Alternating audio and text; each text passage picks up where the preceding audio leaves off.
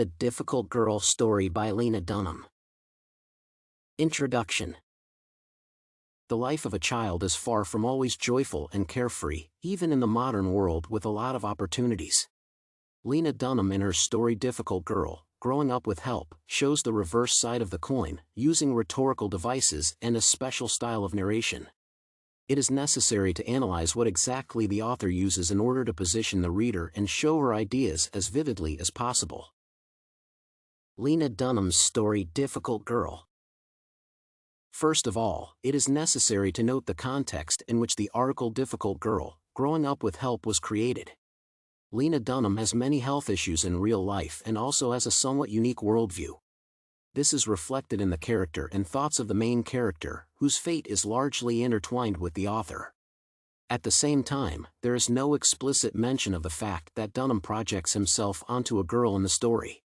However, the text uses numerous I, which just shows from the translation of one's own ideas and positions. At the same time, some sentences show the exact confidence and understanding of the young heroine of what is happening. This is expressed in sentences such as "It's hard enough to have a child, especially a child who demands to check our products."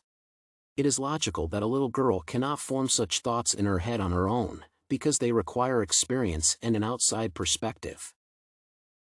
Interestingly, it is impossible to unequivocally characterize the audience to which this work is directed. The only thing that can be said for sure is that it is not for children. This is explained by the fact that most of the thoughts, situations, and epithets are too gloomy for little readers. One clear example of this nature of the story is the sentence "I have only the most vague recollection of a life before fear." Such thoughts set a pessimistic tone of hopelessness, despite the fact that throughout the story the heroine mentions that not everything is as bad as it seems to her. Thus, the audience of the story is vast, but above all, it is directed at such people who can find themselves in negative thoughts. I conceive, in a difficult period of life or with the arrival of bad news, individuals experience and prepare for the worst. In such situations, support and a sense of solidarity with other people who find themselves in a similar situation are needed.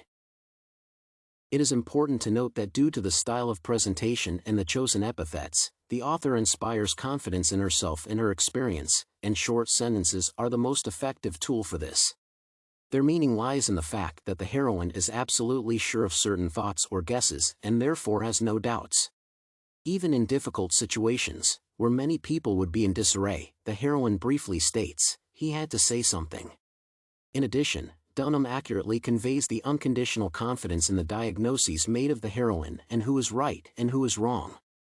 Because of this, the reader finds himself in a situation in which it is even impossible to argue because it creates a feeling of irrefutability of any conclusions.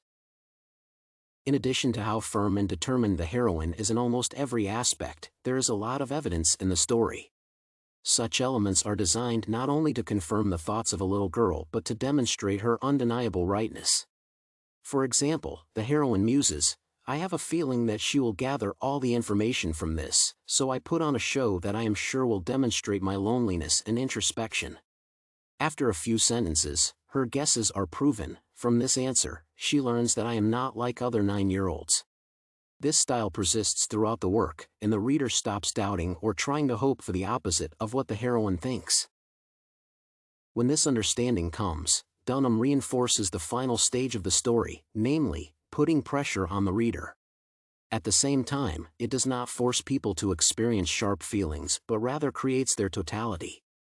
This is explained by the fact that there is a spirit of inevitability and helplessness, but at the same time there is still hope for the best.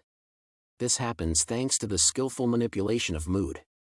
First, I bring my disposable camera and take pictures of us hanging out and painting like pals do. It seems that everything is happening as it should be for ordinary children, fun and easy. However, the scene ends with the sentence "Turn away from me so that I don't think about sex." Thus, emotional swings occur that make the reader be in permanent confusion. At the same time, the author's goal is to show the idea that sadness, unusualness, and pessimism are completely multifaceted, which exacerbates the situation. Conclusion. Based on the foregoing, Dunham shows the most acute relevance of the issue for society. Surrounding people often treat things too simply, not noticing their peculiarities and subtleties of worldview. In order to prevent this from happening, it is necessary to pay special attention to the words and thoughts of children, but not to ignore them. In addition, it is important for the reader to understand that life is not easy and often pessimistic, regardless of age, but in any case, there are reasons not to give up.